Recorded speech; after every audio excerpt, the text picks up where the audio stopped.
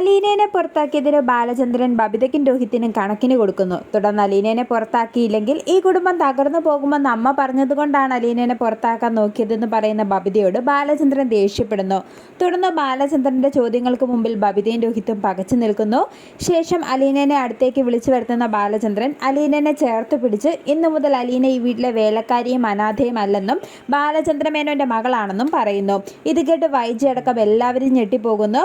തുടർന്ന് നിങ്ങൾക്ക് 3 പേർക്കും ഉള്ളതുപോലെ തുല്യ അവകാശവും സ്വാതന്ത്ര്യവും ഈ വീട്ടിൽ അലീനയ്ക്കും ഉണ്ടാകുമെന്നും ഇവൾ നിങ്ങളുടെ മൂത്ത ചേച്ചിയാണെന്നും അത് അംഗീകരിക്കാനാവാത്തവർക്ക് ഇവിടെ നിന്ന് പോകാമെന്നും ബാലചന്ദ്രൻ പറയുന്നു.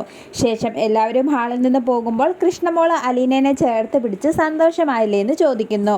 പിന്നീട് വൈജ കൃഷ്ണമോളെ വിളിച്ച് ഇത്രയും ദിവസം നിങ്ങൾ എവിടെയായിരുന്നുവെന്നും അലീന നിങ്ങൾക്കൊപ്പമായിരുന്നോ കിടന്നതെന്നുമൊക്കെ ചോദിക്കുന്നു. ശേഷം കൃഷ്ണമോള് വൈജയെ കുറ്റപ്പെടുത്തുകയും അലീന ചേച്ചിയെ സ്നേഹിച്ചില്ലെങ്കിലും ഉപദ്രവിക്കരുതെന്ന് ഉപദേശിക്കുകയും ചെയ്യുന്നു. ഇത് കേട്ട് വൈജ ദേഷ്യപ്പെട്ട് അവിടെ നിന്നും പോകുന്നു. പിന്നീട് മുത്തശ്ശിയുടെ മുറിയിലെത്തുന്ന വൈജ ബാലചന്ദ്രൻ അലീനയെ ദത്തുപുത്രിയായി പ്രതിഷ്ഠിച്ചു കഴിഞ്ഞുവെന്നും എന്നെ തോൽപ്പിക്കാനാണ് ഇതെല്ലാം ചെയ്യുന്നതെന്നും പറയുമ്പോൾ ഇതിവിടം വരെ എത്തിച്ചത് നീയാണെന്ന് പറഞ്ഞ് മുത്തശ്ശി വൈജയെ കുറ്റപ്പെടുത്തുന്നു. തുടർന്ന് അവളുടെ ദാസിയായി ഞാൻ ഇവിടെ കഴിയില്ലെന്നും ഞാൻ ഇവിടെ നിന്ന് പോവുകയാണെന്നും വൈജ പറയുന്നു.